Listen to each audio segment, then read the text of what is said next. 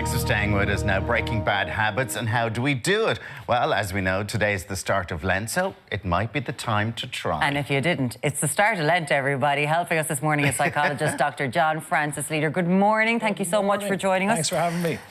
Habits. It's on a scale, subjective whether it's bad or not, but how do they form and how do we break them? Well, they say fish will be the last to know what water is, and that's, I think, the problem with habits a lot of the time. Sometimes we don't notice them because they're kind of a way of doing things on autopilot, because otherwise each day we'd have to reinvent our life from scratch. So we got to get in the habit of doing it.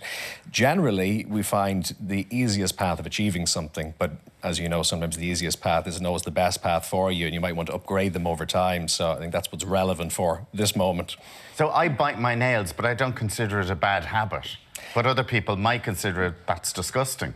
Yeah, and that's a common issue for me. Somebody comes to me and they go, John, I'm here because my partner sent me, and that is a problem. You got to want to change your own habits. You got to see a problem in it. Otherwise, leave it alone. If it's working for you, it's not I won't put the toilet seat down. I have to talk to you about it. It's a common thing. Is that a common thing? People having an issue? Absolutely. People about just about everything. But the key thing is, there's that old joke, how many psychologists does it take to change a light bulb? And the answer is just one, but the light bulb has to want to change. So that's the essence, really, whatever the habit is. When it comes to habits, we're always told, or it's certainly in my head, that it takes 21 days to break a habit. Is that true? Yeah, that's a number that came from a book back in the 1950s, so it was a popular number that was used. Not really is the quick answer to it, and the simple reason for that is there's so many different types of habits and so many variables and individual differences.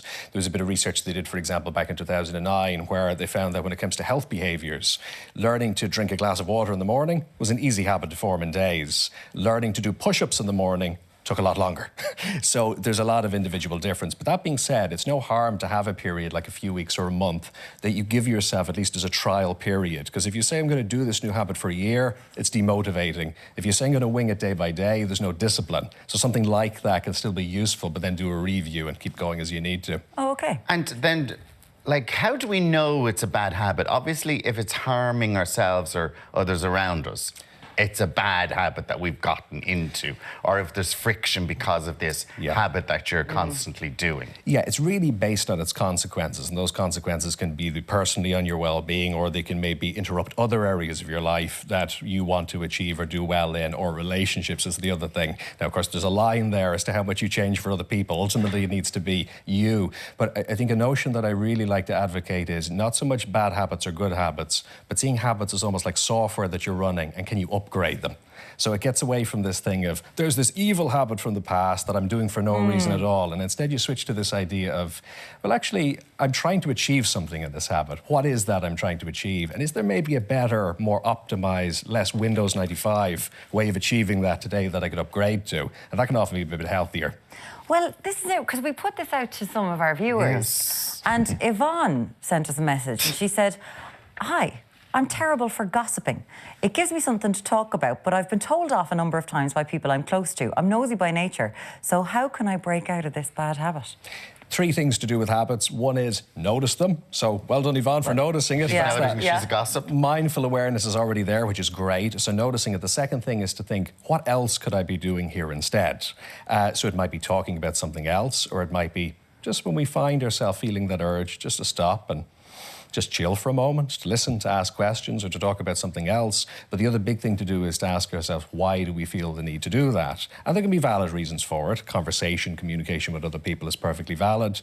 But social interaction, sometimes we want excitement in our life, all of those things. So that's kind of the question. What are other ways that can meet those needs, and then to practice them? I couldn't give up gossip. I mean, but can I just ask you, if the gossip is not harming anybody, if it's just a bit of banter and a bit of gossip, that's not a bad habit, is it? But I suppose if people have alerted But if she's her... noticed, well, that's the point. It's totally assuming Yvonne actually wants to work on that. And otherwise, I'd say carry on. There's some people even say gossip more too. It might be good for you. So we really got to look at it based on the context of where it's happening and what the effects of it are. That's a big thing we do. We assess that when we're working with habits. Yeah. Now, a lot of people, and we would get social media and addicted to social media, and they feel that that is a habit, that it's habit forming. And we have one Liam here who's literally then afraid to put the device away because he might lose followers. that thing. So that is a very bad habit to be in. And how do you break that cycle? Yeah, that's a good example. And social media is, for obvious reasons, an increasing thing. You see something similar with online gaming and things like that too. So the problem with those kinds of habits is there is often a real social consequence to being involved or not. So a lot of the time with those kinds of things, it's a little bit like if somebody's working with drug addiction, for example, versus somebody's working with food addiction. You can't stop food. Maybe you can stop drugs with support, but food, you can't. You have to moderate and learn to do that. So in a kind of a modern tech age, almost it's a little bit like that with social media. It may be possible But it is to a go drug, off like for your some dopamine, people, like you're but there getting is. something from it. Exactly. We get those hits, and of course they're optimized as much as casinos are optimized in order to give us that hit. But the problem is we may, for some of us at least with work and social life, particularly during the pandemic, not actually be able to stop it. So then it's a question of moderating it. How can you maybe curb it a little bit, do a little bit less, how do you do that? and add in other supports? Time limiters.